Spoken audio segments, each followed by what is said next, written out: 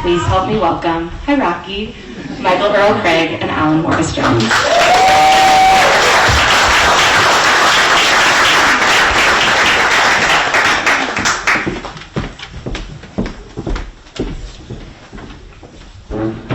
Thanks, you guys.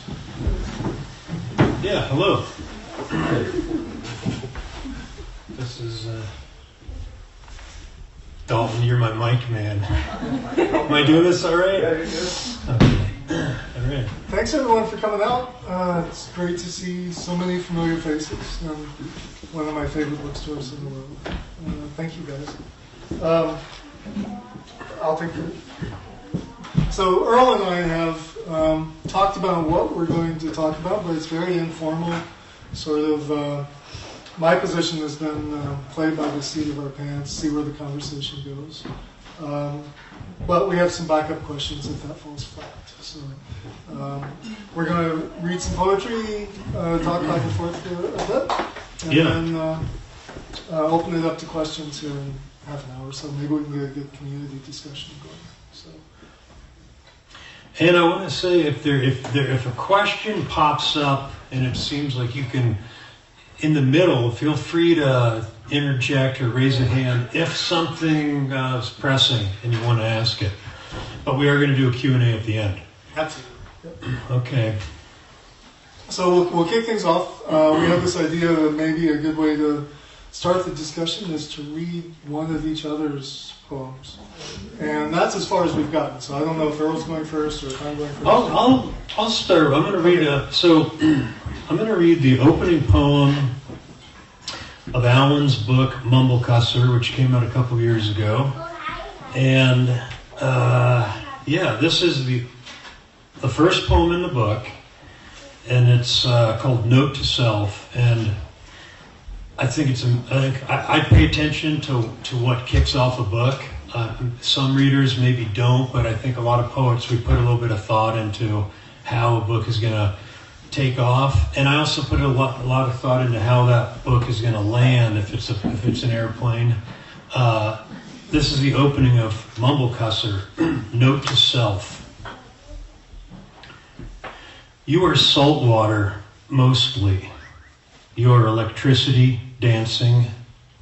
You are an inexplicable eruption of awareness in a void.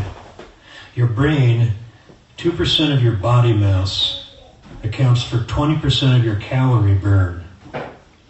You retain your fingerprints, although the skin is replaced every 27 days. Bowel to belly to tongue, you are host to 5 pounds of bacteria. A species of mite on your scalp is distinct from a species of mite on your nose. Spouses, over time, come to carry each other's biota. Genetically, we are summaries of our dead. You are a delivery mechanism for your genes. The dead may offer commentary, but will tilt towards sarcasm. You will be carried by the living, and sooner than you had expected. The multitude of small kindnesses occurring in the world, now and now, are somehow enough to counterbalance the rare monstrosities. It's a wash. The dead tilt toward astonishment. Intellect and reason argue against arrogance. You are only one among 8 billion, nothing special, and yet you are extraordinary. The universe has never seen anything quite like you. You are a stone under a stream of exploding stars. You will be astonished, and sooner than you had expected. That's a great opening poem. I love it. That's awesome. So if you get a chance to hear Earl Craig read one of your poems, I really recommend it. The seed of that poem, I think, I read somewhere or heard it on NPR years ago, that we have 2 distinct species of mite on our faces, and the mite on our nose is different than the mite elsewhere. I carried that in my back pocket for years before I could figure out how to use it. It's good. It's a good detail. So these are kind of bookmarks. So Earl chose a poem at the beginning of my book.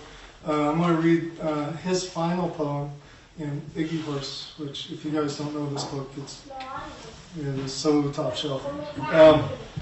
And same comment. It's like you choose the poem that you're going to open the book with. You put just as much care and thought into choosing how you're going to leave the text. You know, leave them wanting more, right? So this is Walking Along the Tiber by Michael Earl Craig. It grew quieter and quieter the longer I walked. A blue heron watched me, and feral cats darted into the bushes, looking cross-eyed and scrawny. The road turned to dirt. Old men played cards in groups. The younger men sat alone in lawn chairs, under umbrellas, fishing for asp and common barbels, slingshotting maggots over murky water. I kept walking. There were sky blue eyes of a broken doll in matted grass. There was a trampled turban and what looked like a busted off stiletto stuck in mud. I continued along the road. It got narrower, turned into a footpath. A rich mineral smell wafted in from what might have been the center of all mineral industry, which was when I came across it, a canvas hug tent on the Tiber. I pulled the flap back and stepped inside. And straightway hugged was I by different people of different ages and genders, some hanging on longer than others, sometimes two at a time. An older man hugged me hard, his face against mine. He looked through me at the big nothing in the woods. And I let him. Thank you, Alan. Alan, Yeah. move your microphone a little. Yeah, Alan, move your microphone a little closer. Okay. Thank you. my microphone was drooping. Did you see that? Why didn't you say?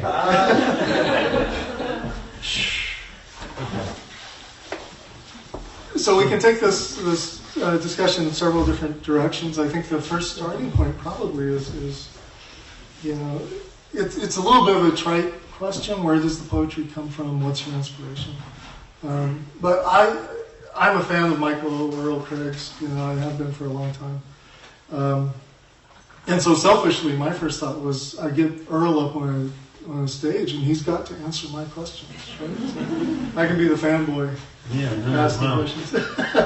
So let's start out. Let's talk about these poems. So where did the inspiration for Tiber come from, or what's the backstory For that particular poem? Yeah. So that poem was I was spending a little bit of time in Italy about 5 or 6 years ago, and I would take walks along the river, and that's pretty much it. It's not like I found all these objects along the river, but then the murkiness of the water, the smell of it, the history that would be. It's not like the Yellowstone. The Yellowstone is dazzling to look at, to be on, to be around. The Tiber is feels a little dirty. It's mysterious. So the hug tent part is that kind of. Does anyone know what the hug tent, Burning Man hug tent? So I guess the last thing I'll say about this poem is about 20, maybe 25 years ago, I was at a wedding and I met this woman, and she told me that her most recent job was working at a hug tent at Burning Man. And I was like, what do you? And she's like, yeah, we just give hugs and because people need them. And so we had, wedding things. It's like a 2.5 day where you kind of get to know people at the end. And so when I said goodbye to people, I was leaving and I went up to this stranger who is now not so much of a stranger, and I gave her a hug, and I kept the hug. She gave me the hug and then patted the back, which means, okay, hug's over. And I just sort of slumped in there and kind of...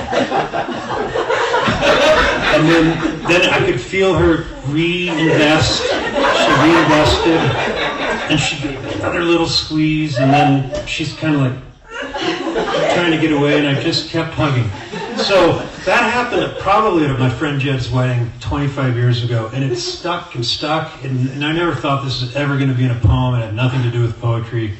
So this is just to say, you never know, just like the mites on your face. That's probably the best angle I have. I want to ask Alan. So, okay, Alan, as we know from the bio and just knowing his work, he's written novels, essays, journalism, poems, published other people's work, super involved in writing and publishing and reading for a long time. So, but I don't know Alan's, we've actually done a crash course the last couple of days getting ready for this. But my question for you is, what was your first... What started it for you? Was some novelists later we learn they wrote a lot of poetry when they were younger, or the other way around. So what was your first love, or your first, which came first? So the prose or the poetry? Yeah. So I started writing fiction. I was in 8th grade here in Livingston, St. Mary's, just down the road. I had a very good 8th grade English teacher. Her name was Billy Fleming. You guys might still remember Mike Fleming. He was a big figure in town. So Mike's wife, Billy, she taught 8th grade English. I wrote a short story for Billy Fleming. And I haven't said that name for years and years.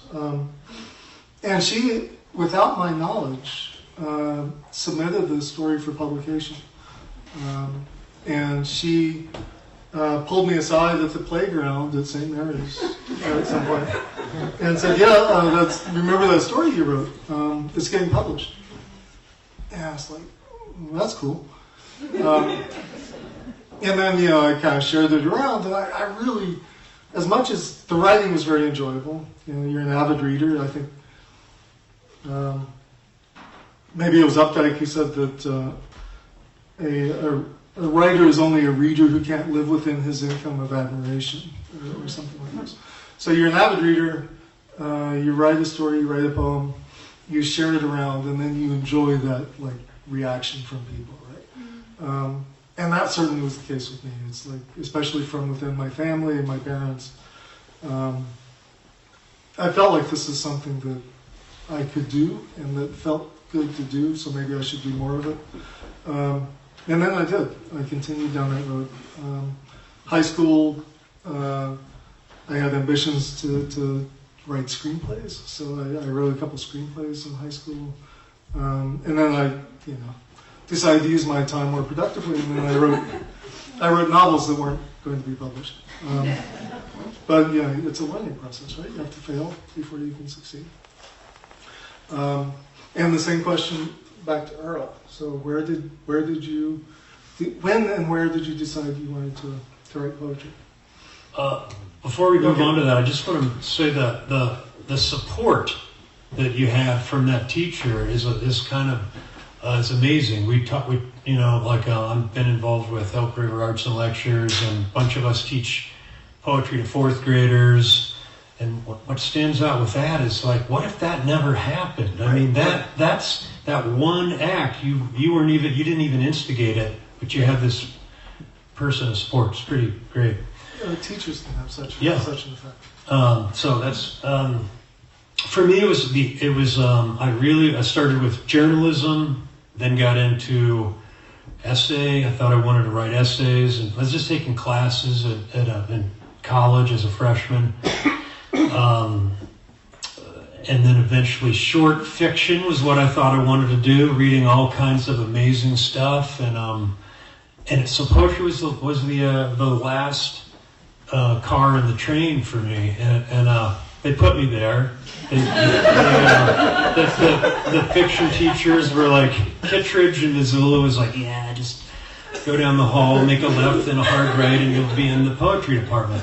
So that was but it was not my first thing. We talked about this on the phone the other day.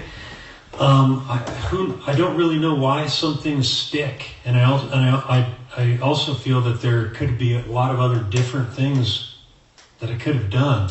Rilke says in his letters to a young poet, he talks about you need to know that you must write, and if you don't have to write, then forget it. You're wasting your time. I'm not so sure about that. I feel like I could be doing other things, but I am still in the poetry train car. And, so yeah. So I've always felt like, it's probably a mistake to think in terms of hierarchy. It's like there's the short story, then you go to novels, then you go to poetry or what have you. But I have always, even when I was writing bad poetry and I was spending my time elsewhere, I always had this sort of reverence for the form. It felt like poetry is the thing you aspire to. It's this artistic use of language. It's almost as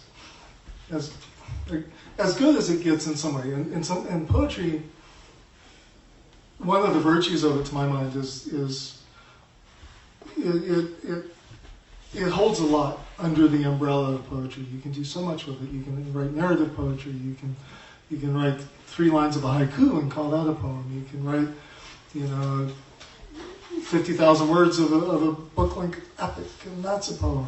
It can do so much. And I really appreciate it. I appreciate that about poetry. It's malleability, if you will. You can do almost anything with it. Yeah. Let me go to my notes. Yeah, let's check our notes. So we have, again, sort of talking about the way the night could go. We thought, well, maybe we break it up occasionally and read some poems to interrupt the conversation. And there are any number of subjects that we could read from to direct the conversation, if you will. And one of them we were talking about the importance of place in our work. We both are in Montana. We've both been here a long time. Montana shows up in our work. Maybe a productive use of the evening would be to read some Montana poems and talk about the importance of place in the work. Would you like to read a Montana poem? Sure. I will read one thing I did just in the last couple of days is I revisited this earlier book and thinking about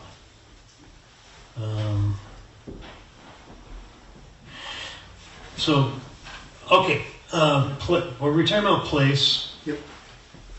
When I'm from Ohio and did not move here till I was 21, Alan has a good jump on me in that department. I never felt when I landed in Missoula like I was, of course, a Montanan. And so now, whatever it's been 30 years later, I still do not. I still feel like a traveler. Part of it is the bumper stickers that say Montana native and all those bumper stickers. But in the beginning when I was writing poems, I really resisted regionalism. It actually kind of was I really resisted it. I would rather have like a sound or a voice coming through a grate in the street in Chicago in one of my poems than, elk or rivers or wildlife. I mean, I was actively against what we're right about to talk about. But then time passes and you can't help it. If you keep writing poems for some decades, it finally place does win over. This poem is over 20 years old. It's probably like 23 years old. This might have been when it was first starting to sink its talons in me. It's called Wonderful Hatchet. Werner Herzog is mentioned in here. Yetta. Wonderful Hatchet. The other night, While chopping wood, I stopped and looked out at the Absarokas. It made me think about the opening of Agira, the Wrath of God, the Machu Picchu footage, and how Kinski wanted Herzog to change this to a very close and prolonged shot of his unblinking brow. Then I thought about Chinese emperors, the fog in the mountains, and then Chinese hermits, then hermits of all nationalities, and I knelt down and kissed my hatchet's face. I began traveling back. I touched on all the hermits, and those of China, the fog and the emperors. I passed Kinski. I passed Machu Picchu. I arrived back at the Absarokas. I saw myself dutifully chopping wood. I was oblivious. I sensed this as my soul peeled off and left quietly like some kind of beautiful sticker.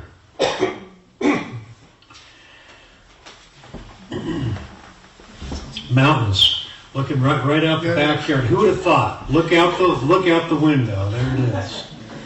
All right. Can I borrow your book? Yeah. Thank you. Yeah. Oh, sorry. Yep. So, going to high school just down the road, in the fall we would take off early and go duck hunting in Paradise Valley. So this was 80, 86, 87, 88 sort of thing. It seemed, at the time, it seemed a very normal and pedestrian thing to do. Looking back on it seemed sort of extraordinary. This poem arose out of that sense of looking back and trying to find value in your childhood and realizing that what I took for granted was really an extraordinary experience. This is called Jump Shooting 1986. Teenagers, we used to jump shoot the Yellowstone. That was us on the shoulder of Highway 89 glassing the river. If we spotted birds, we'd knock on the nearest door. Mind if we cut through your pasture? Or maybe we'd just scurry across road to river. No one seemed to mind much. Local kids in camouflage and waders hunching through the willows to rise. Shotguns snug to shoulders, the geese below us. Then the whir of wings honking.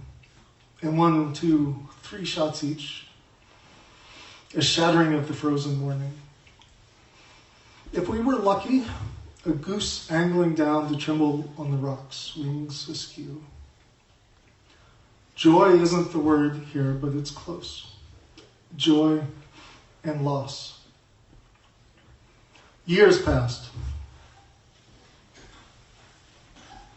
If you live in Montana long enough, you will eventually come to remark upon its decline. That's what I really want to write about. How we all managed to mourn for the time before. That was my childhood. These days, though, if you stand above Paradise Valley at night, the dark floor is carpeted in yard lights, and the river grows little on its banks, so well as knapweed and no trespassing signs. The station keeps backing away from the train. Honestly, it's probably better not to pay too much attention. You're only going to have your heart broken again and again. If not now, then soon. It just takes time.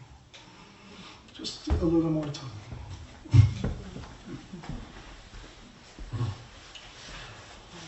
On that cheery note.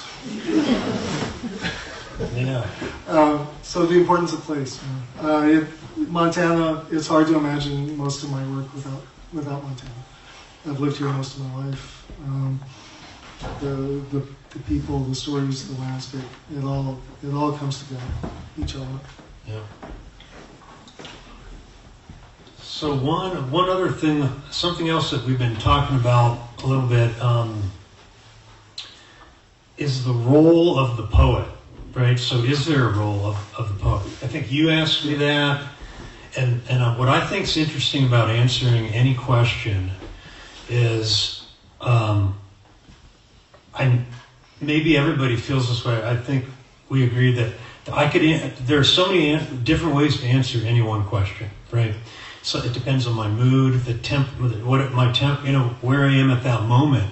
Sometimes when I start to answer a question, I ride on the momentum of my unfolding answer.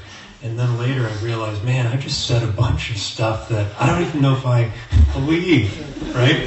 So the question we'd like to talk about a little bit right now is the role of the poet. And let me give you a little example.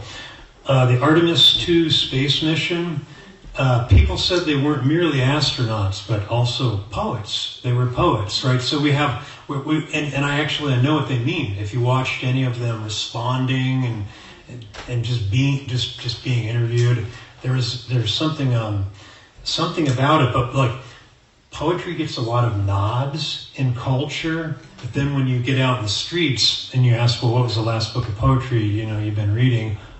We do acknowledge that poetry doesn't have a giant readership. So, question for you, Alan, is what is the role of the poet or the poet laureate? Sure, yeah. So is there one? Yeah. It's interesting to consider the role of poetry and the poet. I think not only in the context of who we are in the West, in the context of the U.S., also elsewhere, right? So you learn by compare and contrast. So what is the role of the poet in other traditions, other cultures? And it seems to me, from the outside looking in, that poetry, by and large, seems to hold maybe not a more elevated position, but certainly a bigger part of the dialogue in, say, France or the Middle East, or there are traditions in certain cultures that go. The roots are a little bit deeper than the U.S. Maybe that's part of it, but in other areas, I do feel like the poetry, the expectations for poetry are maybe a little bit different. The poets are expected to comment, on the zeitgeist or on the political moment. People come to poets for their view, their voice. I'm not sure that's what's happening in the U.S. in the West. Maybe, and I'm just missing it. But I do think that we have the opportunity to comment. We have the opportunity to direct a measure of the conversation in however small a way, in however modest a way. What I wrestle with in my own work, especially at this particular moment, what are the political obligations of poetry? Are there obligations?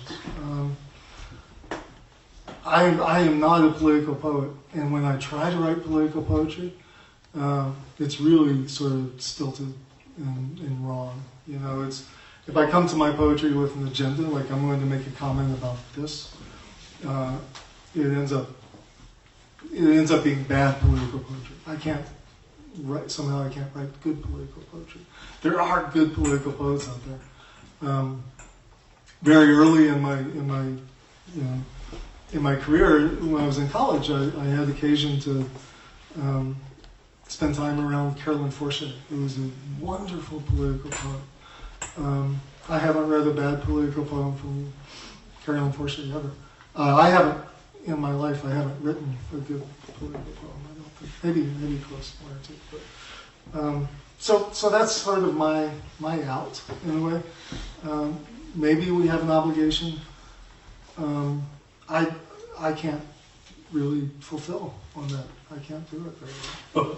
But do you think that there's almost like a politics of not the individual, but a politics on a smaller scale? That it's still politics. If it's not like I'm just thinking about.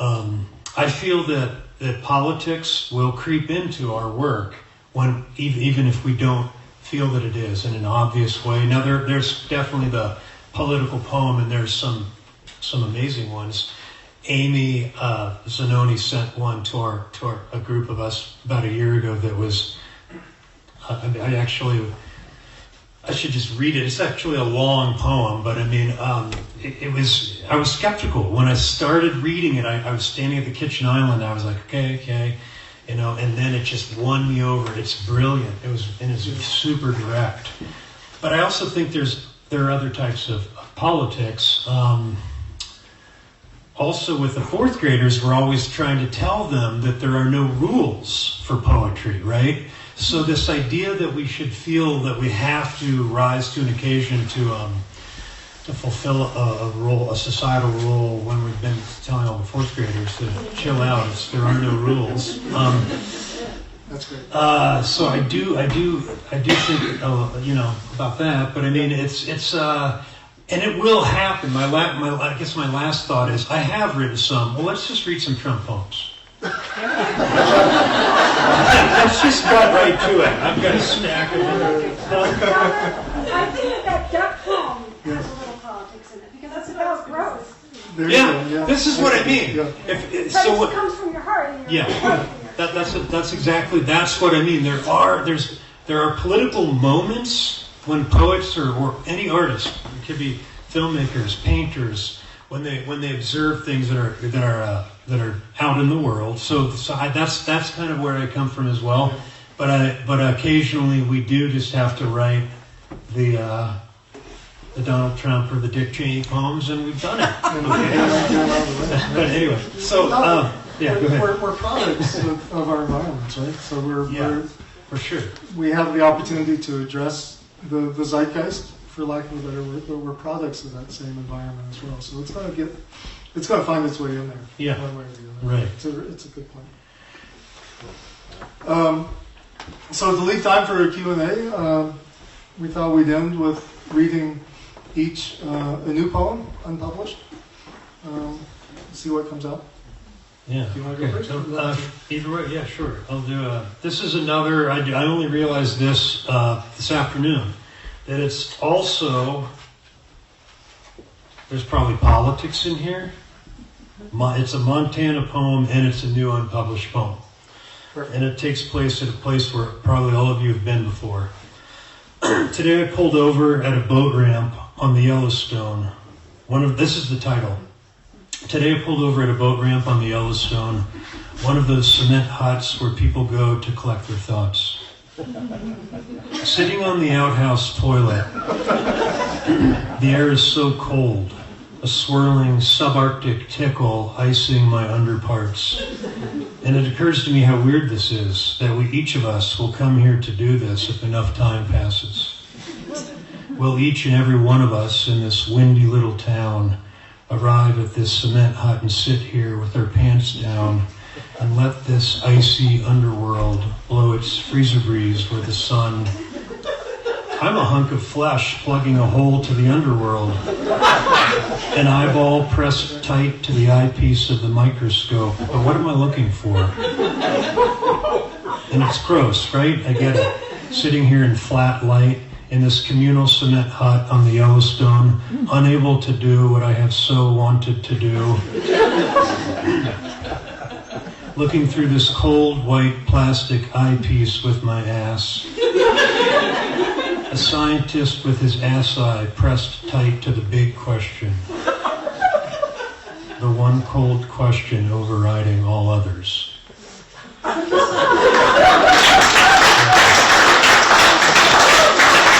Politics, place, nature.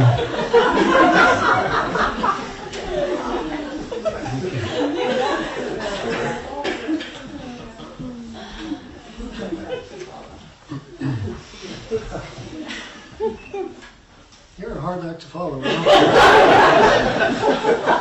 And this comes with toilet paper too. Just ask me afterwards. You should write that on toilet paper. On the toilet paper. Yeah, so you just scroll and get the... This one is fresh as of a few days ago. I'm still... Richard Hugo had a line that editing a poem was like picking the fly shit out of pepper.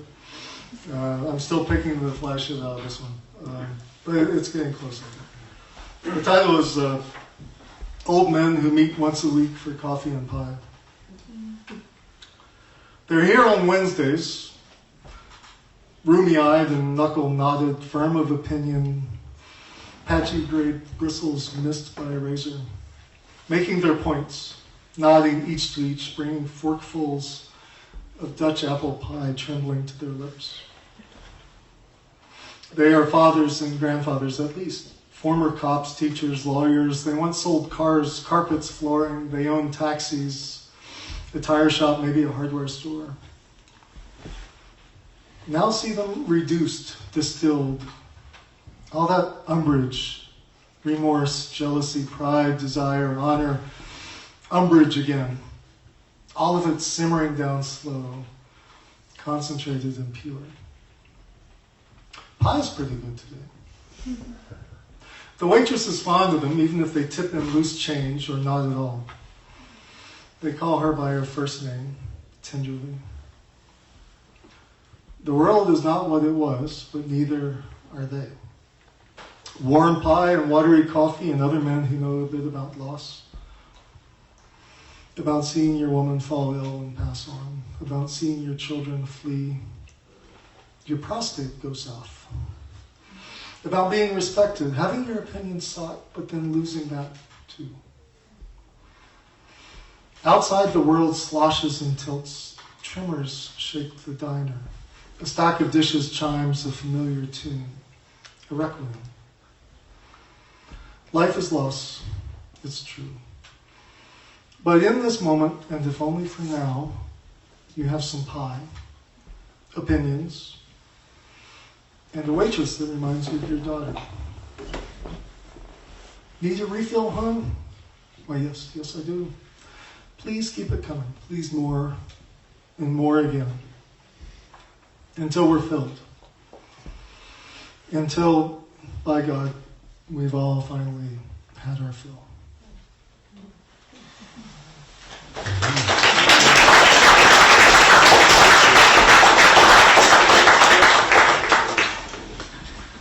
Questions? Yes, sir. What is cowboy poetry? That's kind of a minefield. Repeat the question into the mic. What's Will you repeat the question into Oh yeah, what is cowboy poetry? it? Yeah. Well, I think it's easy. I think it's poetry written by cowboys, usually on the bunkhouse porch, and you know, it's poetry. The subject is ranching, cattle work, braiding rawhide, oiling stirrups, adjusting stirrups.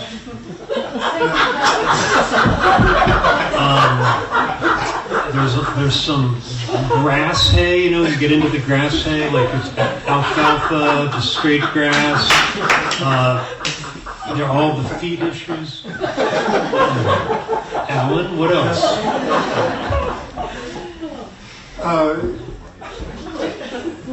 And sometimes outhouses are in. They are. There's old men. We're both kind of cowboy poetry adjacent, if you think about it. Yeah. Stricter rhyme, stricter form. There's a limerick aspect to it, I think. That's I enjoy it. It's very, yeah. And the costume. Yeah, the costume. cowboy hats. Oh, I didn't even get into that. The stuff. My good friend Paul Zarzinski, I think, would call himself a cowboy poet. Oh, yeah. But Yeah, absolutely. He breaks a lot of All rules. joking aside, yeah. So I think he would identify as a cowboy poet, but he. Wally McCrae. In Wally McCrae, I mean, there's Baxter Black. I've actually read and listened to a lot of it. It's really it's great. Yeah. So subject matter and form, maybe. Yeah. Yeah. I don't know. Yeah. Okay. Questions? Other questions? Yes. I just want to salute your format. It's sort of a poet laureate cage match. Cage match. So I hope you guys take this on the road. Yeah, we should actually. Yeah. So we were talking. That came up. Is this going to be like a cage match? You know, do we do like a Will Smith, slap down? Pie throwing contest. More like Mailer and Vidal. There you go. Yeah. All right. What else? Amy. I would. I really do not identify or ever really come anywhere close to identifying as a poet. I'm a historian. It feels like antithetical. I love how much time I get to spend with poets living in Livingston, Montana. It's really kind of brings so much to my life. I sort of feel like you're more a poet, maybe. Do you? Yeah, it's a really good question. Should we go right to Aaron Parrott's poster in my bathroom? Yeah, please do. Poets are born, not paid. I don't know if this applies. But anyway, so. Yeah. I feel like the urge to create, to leave something, to communicate, to sort of reach out from the boundaries of our own skin, say this is what life is like for me. I feel like that's something that may be innate in some way, however that manifests, whether that's paint on a canvas, whether that's film, TV, whether it's novels, whether it's dancing. The urge to create, to reach out, I feel like is probably something we're born with. How that manifests, I think, is probably a measure of experience. How much did you read? Did you appreciate poetry growing up? Again, I think, however that comes to be is a reflection of who you were before, right? So for my part, I've always read a lot of poetry. I've always admired poetry. I've always seen poetry as something you should aspire to do. And now I get to do it. If I had the same experience in some other art form, I'd probably be doing something else. Yeah. When we're talking about political poetry, even like people you wouldn't consider political poets, authoritarians go after them, jail them, kill them, so they have to be having some sort of political or society. But, okay, so this is one thing we were talking about earlier about the role of the poet is 100 years ago or 200 years ago or even 80 years ago, before the screens, we are such a screen culture, and we have, Twitter and Facebook and Instagram and Netflix and YouTube and everything. It's just screen. So some of us have been talking a little bit about Mandelstam lately, this Russian poet who was incarcerated in the Gulag and ended up dying there, and so definitely a political poet. And when you're looking at his work, they flagged the poem, the main poem that landed him in, that got him the most attention, where they came after him, and it's brief. It's not at all one of his better poems. I mean, I'm going out on a limb here. I'm not trying to be, with all due respect, it's like, it's not like he wrote only those types of poems. He did write that, and it was a very bald-faced, poem about the specific dictators. But it's fascinating because now I can't imagine writing a poem with a president that we have right now, I can't imagine writing anything that would have people pull up in a dark car in my driveway the way that was happening, I think, during the era that you're talking about. Anybody else want to weigh in on that? It's just interesting to me. I'm going to say you haven't tried hard enough. Yeah. I'm just going to say. Yeah. You can put seashells on Right. And Jimmy Kimmel, you have what's going on with Jimmy Kimmel and his jokes. You have all these. You can do this. Yeah. So that's Yeah. Yeah, that's an interesting point. I think, yeah, I mean, the seashell thing, it's just But this insane. president doesn't read poetry, so you're probably safe. Yeah. I also feel No, like I don't. our culture is so much more diluted now than, I mean, there's the there's the Kimmels, but then there's also video games, and then there's all this other stuff competing for the attention. It's a lot harder to make your voice heard through the cacophony, Yeah. And we again just a few minutes ago at the Murray, we were having a similar conversation, and I feel like the part of the virtue of poetry at this particular moment, maybe, is that it does offer this quiet corner, this place where you can go and have a moment away from, the clamor of everything else. This Venn overlap of catastrophes, right? So it's the collapse of democracy, and it's the rise of AI, and it's climate change, and sometimes you just want to read a poem. But isn't just like writing about compassion or empathy, I mean, isn't that in a way political? Because when you're authoritarian, Absolutely. It is. Yeah. not compassionate. At this So it particular doesn't have to moment, be it's like an absolutely. outright political poem. Yeah. It'd be- At this moment, it's absolutely a political statement. I mean, Well, I think One of the it's safe to tragedies. say nobody in the current White House is reading poetry, yeah, so you're probably pretty safe. right. Yeah. Yeah. But yeah, that there are moments when I'm working on a poem where I feel anger welling up in me. I could. This is back to what you're saying, Elise, is that there are plenty of places where things pop up, and it's like the poet is behind it. The poem is sort of going out in front of us a little bit. That's what it feels like to me. I'm not intentionally sitting there saying, I'm going to talk about empathy now or cruelty. I'm just writing and moving words around and creating characters, and something's happening.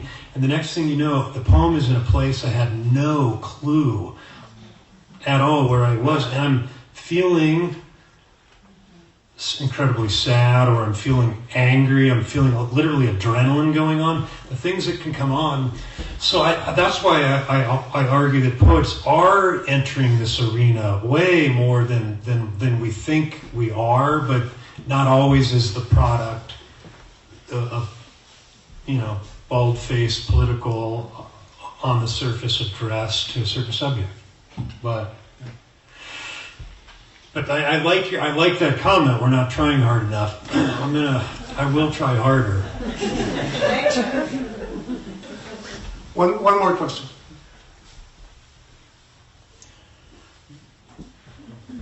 Okay, please. When you're writing alone, working on a poem, who's your imagined audience? That's one question. I have many others. But yeah, I'm curious about that. Do you write to an audience, or do you write to yourself? Well, I think because I've had people ask that before. My immediate answer is the self. Mm-hmm. I mean, I think that it is. So one thing that I know we might not have time to dig into this thing, but writing and thinking about writing are two different things. And so there's this Chilean author, Cesar Aire, who's being interviewed, and the interviewer was asking him about, when you're thinking about your ideas, blah, da, da, da, da, and he kind of politely cut in and he said, ideas don't occur to me in a void, but rather when I'm writing.